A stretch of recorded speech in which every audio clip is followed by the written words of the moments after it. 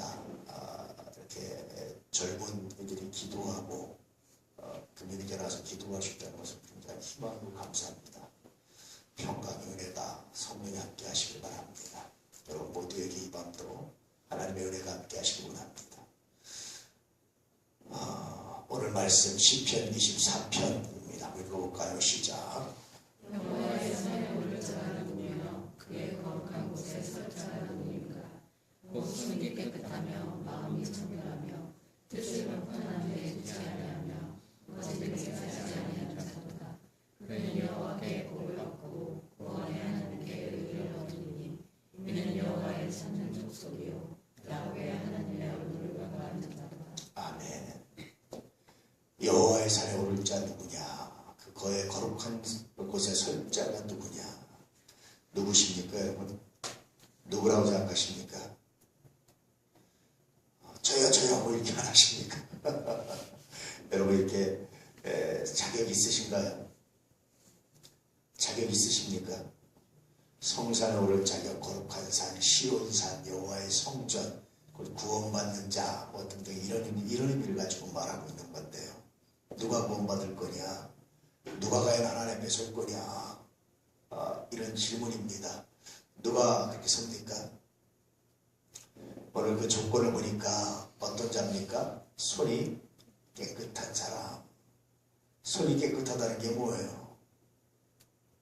손이 깨끗하다는 게 뭡니까? 정직한 사람, 하는 일이 옳고 든 사람, 그런 뜻입니다. 두 번째로 어떤 사람입니까? 마음이 청결한 사람. 마태복음 8복에 보면 어떤 자가 복이 있습니까? 심령이 가난한 자도 복이 있고 마음이 청결한 자도 복이 있다. 마음이 청결하다는 게 뭐였죠? 심령이 가난하다는 건 뭐였습니까? 제가 여러 번 강의를 해드렸고요. 헬라어 원문까지 여러분 다 읽혀드리면서 강의도 해드리고요. 말씀드렸습니다. 심령이 가난하다는 건 뭐라고 그랬죠? 기억이 안 나시죠? 예, 기억이 안 나시는 은혜가 또 여러분에게 있죠. 심령이 가난하다는 건 겸손하다는 의미죠. 그래서 내 인생 내 겁니다. 내가 내 힘으로 한번 살아보겠습니다. 라고 말하는 것이 아니라 하나님의 나는 부족합니다. 나를 도우시옵소서. 그런 거죠. 마음이 청결하다는 건 뭡니까 여러분? 두 마음이 없는 겁니다. 쉽게 말씀드리면. 두 마음이 어떤 마음이에요? 예수님께서 나중에 말씀하시기를 하나님과 재물을 겸하여 숨을 수 없다. 세상적인 영광을 구하면서 하나님 나라의 영광도 구하는 것. 그것은 별로 그렇게 그런 길은 많지 않다라는 겁니다. 하나님의 영광을 구하면 하나님께서 세상적인 복도 주시지만 그러나 내 스스로 두 개 다 가지려고 하는 것은 그런 방법은 없다라는 겁니다. 그래서 마음이 청결하다는 것은 오직 하나님의 얼굴을 구하는 것, 하나님께 마음을 온전히 집중하는 사람. 세 번째로 어떤 사람입니까? 거짓 맹세하지 않는다. 그렇게 말씀하고 있죠. 그것은 여호와의 이름을 망령되이 일컫지 않는 사람의 의미를 가지고 있습니다. 이런 사람만이 성산에 구할 수 있습니다. 그럼 여러분 이 세 가지 조건, 짧게 말해 이 세 가지 조건에 다 합합니까? 유대인들이 이것을 나눠서 10계명을 얘기하고요. 또 나눠가지고 뭘 얘기합니까? 613가지의 율법을 말합니다. 그것을 지키지 않으면 구원받지 못한다는 거예요. 여러분 그렇습니까?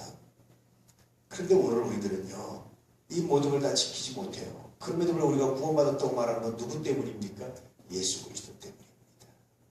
예수님께서 이런 것들 우리가 손이 깨끗하지 않고 마음이 청결하지 않고 거짓 맹세 우리가 간혹 함에도 불구하고 이렇게 실수함에도 불구하고 우리가 주님 앞에 나갈 때마다 주님께 무릎 꿇을 때마다 예수께서 우리의 죄를 용서하시고 말미암아 우리가 비로소 어디에 설 수 있습니까? 성산에 설 수 있습니다. 그래서 이미 우리는 성산에 섰어요. 그래서 더 이상 그 세 가지는 조건이 아닙니다. 그것은 뭡니까 여러분? 이미 우리는 예수의 이름을 알고 성산에 선 사람으로서 우리가 추구해야 될 삶의 모형들입니다. 그래서 예수 믿는 사람들은 어떤 사람이냐, 어떤 삶을 살아야 되느냐 라고 묻는다면 세 가지입니다. 첫 번째, 손이 깨끗하게 해서 기도해야 됩니다. 정직하게 해서 기도해야 됩니다. 그 마음에 간사한 걸 가지고 다른 목적을 가지고 이를 추진하지 말아야 됩니다. 자기 이익을 내기 위해서 어떤 것을 주장하지 말아야 됩니다. 특히 큰 교회들 근처에 가보면 장사하는 분들이 다 그 교회 다녀요. 장사를 위해서 그 교회 다니는 경우들을 굉장히 많이 봅니다. 여러분, 것은 정말 그렇지 않습니다. 그 손이 깨끗한 게 아니에요. 그 손이 깨끗한 사람은 어떤 사람이냐? 구체적으로 말하면 여호와를 찾는 족속이다. 항상 어떤 일을 할 때마다, 어떤 일을 결정할 때마다 하나님 당신이 기뻐하신 거 뭡니까? 무릎 꿇은 사람이 비로소 손이 깨끗할 수 있다는 겁니다. 여러분들 하나님을 구하고 있습니까? 어떤 일을 시작하기 전에 먼저 하나님을 구하고 하나님의 뜻을 구하고 하나님의 뜻을 찾고 있습니까? 이 뜻을 찾는 은혜가 있기를 주의 이름으로 축복합니다. 어떤 분이 이런 간증을 해요. 자기가 열심히 예수 믿고 정말 최선을 다해서 기도하고 부르짖어 기도했다는 거예요. 그렇게 총각 시절부터 이렇게 지나왔는데 자기는 이제 대우건설에 들어가서 이렇게 일을 했는데 자기 친구가 취직이 안 되는 거예요. 그래서 자기 친구를 취직시켜줬는데 이제 건설업체, 하청업체 이렇게 건설 장비 같은 걸 빌려주는 하청업체, 그런 하청업체에 취직을 시켜줬어요. 그 취직을 시켜줬는데 친구가 한참 지나서 자기가 독립을 해가지고 사업을 시작할 때 돈을 굉장히 잘 벌고 그러면서 너 우리 회사로 와라. 10번을 부탁했는데 내가 10번을 거절했다는 거예요. 무슨 소리냐. 자존심 상한 것 같고. 10번을 거절했는데 계속 설명한다고 얘기하는데 이 사업이 이렇게 잘 되지 않느냐. 실제로 자기 친구의 사업이 잘 되고 하는 거 보니까 그거 일리가 있겠다라는 거예요. 그래서 이제 회사 그만두고 거기 이제 전무로 간 거예요. 자기 친구 밑으로. 그래서 가서 이렇게 친구를 도와서 일을 하고 이제 이렇게 하는데 월급도 받고 일을 하는데 가만히 보니까 자기가 어떤 이건 만약에 이런 모양으로 이런 모양으로 만들면 공사 현장에 더 임대가 잘 될 거고 잘 될 것 같다. 그래서 아이디어를 내고 막 하면은 그거 별거 아니야. 내가 옛날에 다 생각했던 거야. 그러면서 이제 묵사발시키고 자기 거로 만들어가지고 이렇게 하는 거 보니까 화도 나지만 이거 오래 가면 안 되겠다는 생각이 들어서 거기서 이제 나와서 자기도 비슷한 업종을 하나 차려가지고 돈을 잘 벌고 있어요. 이 사람이 그런 말을 하는 거예요. 세상에 버릴 건 없습니다. 내가 그 친구한테 속은 것 같지만 그러나 그 친구가 아니었으면 내가 이 일을 몰랐을 것이고 그래서 내가 지금 이 사업을 해서 이렇게 내가 지금 애들도 유학 보내고 사는데 내가 이런 호사를 누리지 못했을 거다. 그래서 하는 말이 세상에 버릴 건 없습니다. 심지어는 사기당하고 심지어는 이렇게 공격당하고 심지어는 내가 실패하고 심지어는 이런 것조차도 버릴 게 없다. 하나님이 모든 것이 합력하여 서로를 이루게 하신다. 사람은 그렇습니다. 제가 언젠가 한번 여러분 스티브 잡스 얘기를 해줬지만 스티브 잡스 미혼모에서 태어나서 양부모가 등록금 내는 것이 너무 미안해서 학교를 중퇴하고 그만뒀어요. 그래서 중퇴하고 자기가 하고 싶은 공부를 했는데 글꼴에 대한 수업을 해서 그걸 이제 청강을 하고 다녔습니다. 몰래 등록금 안 내고 그냥 이렇게 도강한다고 그러는데 청강을 하고 다녔어요. 나중에 이 사람이 애플을 만들고 매킨토시에 들어갔을 때 가장 자기한테 유용했던 게 그런 거예요. 글꼴 가지고 자기가 이렇게 해가지고 했는데 자기의 과거, 자기의 슬픈 과거, 자기의 실패 얼마든지 원망하고 넘어질 수 있잖아요. 그런데 돌아보니까 자기의 앞날에 자기의 걸어가는 길에 그것들이 굉장히 유익했다는 거예요. 그래서 여러분 애플이나 스티브 잡스는요 새로운 아이디어를 찾지 않습니다. 이미 있던 거 활용한 재활용해서 이미 있던 거 다 모아서 조각 맞춰가지고 재활용한 것이 애플입니다. 스티브 잡스입니다. 탁월합니다. 저는요 우리의 삶이 그렇다고 생각합니다. 우리의 삶이요 이미 하나님께서 우리가 앞에 경험할 모든 문제와 환난의 미소를 다 준비시켜 주셨습니다. 성경은 말씀하시기를 감당치 못할 시험을 주시는 법이 없다고 말씀하십니다. 혹은 피할 길 주신다고 말씀하십니다. 이미 하나님께서 우리의 미래에 닥칠 모든 문제에서 지금 훈련시키고 계십니다. 심지어는 오늘 내가 겪는 문제를 위해서 미리 이 과거에 이미 언젠가 훈련을 다 시켜주셨어요. 그런데 우리는 하나님 훈련시키고 다 잊어버리고 다 외면하고 다 생각하지 않고 하나님이 다 오셨습니까? 라고 말하고 있잖아요. 하나님이 훈련시켰다라는 거예요. 그래서 그런 것들을 스티브 잡스가 성경을 묵상했는지 모르겠어요. 근데 그런 것들을 삶의 원리에서 발견을 해서 자기의 삶에 기가 막히게 적용하는 사람이 여러분 스티브 잡스입니다. 여러분 길이 없다고 안 된다고 생각하지 마십시오. 그 순간에 하나님을 찾으면 그 순간에 하나님을 묵상하면 하나님께서 지금 이 순간을 해서 나를 준비하시고 예비하시고 훈련시키신 놀라운 역사들을 발견하기 시작합니다. 그래서 기도가 어떤 기도해야 되는 줄 아십니까? 하나님, 내가 지금 이 문제를 만났는데 이곳으로 해서 나를 훈련시키신 것이 뭡니까? 이 문제를 내가 감당하기 위해서 하나님께 나에게 주신 은혜가 뭡니까? 지혜가 뭡니까? 이걸 묵상합니다. 늘 말씀드렸지만 다윗, 여러분 하나님께서 뭘 훈련시켰습니까? 목동으로 훈련시키셨어요. 그게 여러분 골리앗을 잡는 겁니다. 늘 말씀드렸지만 물맷돌 다윗보다 잘 던지는 사람 굉장히 많았을 겁니다. 아마 제가 상상하기로는 목동들이 앉아서 나중에 놀 때 재미없으면 이런 게임 했을 거예요. 물맷돌 던져가지고 표정 맞추기 뭐 이런 거 했을 겁니다. 그때 다윗보다 더 잘 던지는 사람이 있었을 거라니까. 목동 중에 다윗만큼 물맷돌 잘 던지는 사람은 수도 없이 많았을 거예요. 왜냐하면 그렇지 양떼를 지킬 수가 없었습니다. 그런데 그 물맷돌을 골리앗을 물리치는 데 사용한 사람은 다윗밖에 없는 거예요. 전혀 안 어울리는 것 같지만 하나님을 준비하시고 예비하셔서 사용하신다니까요. 이런 것을 발견해내는 겁니다. 이미 내가 이제까지 훈련받은 것만 가지고 충분히 현재를 감당할 수 있고 현재 나에게 고난과 환난과 문제를 주신 것은 미래 언제가 닥칠 문제에 대해서 하나님께서 예비하시는 하나님의 놀라운 선물입니다. 이것이 우리가 간직해야 되는 믿음입니다. 이것이 우리의 삶의 놀라운 열매입니다. 은혜입니다. 능력입니다. 스티브 잡스 같은 사람도 그렇게 했습니다. 뿐만 아니라 다른 많은 사람들이 그렇게 했습니다.